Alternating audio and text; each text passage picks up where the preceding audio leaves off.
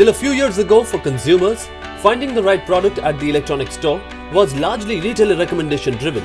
Today's consumer is spoilt for choices on both e-tail and retail. Brands and form factors jostle for eyeballs and demo opportunities at traditional retail. The paradigm gets more complicated with a plethora of form factors within the handheld device category, and intenders need a compelling experience to look for Intel inside in this clutter of form factors. With the Go Faster campaign, we wanted to partake in conversations of youth audience and drive immersive experiences of Intel-based tablets, encouraging finger boot camp plays.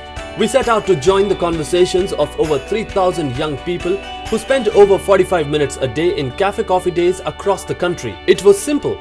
We took technology to our consumers, enabling them to experience tablets with Intel inside by participating in the Intel Finger Boot Camp. Intel device experts were stationed at cafes and they facilitated demos of Intel architecture devices, encouraged Finger Boot Camp plays and on-spot purchases with NFC technology-powered virtual shopping walls at premium stores.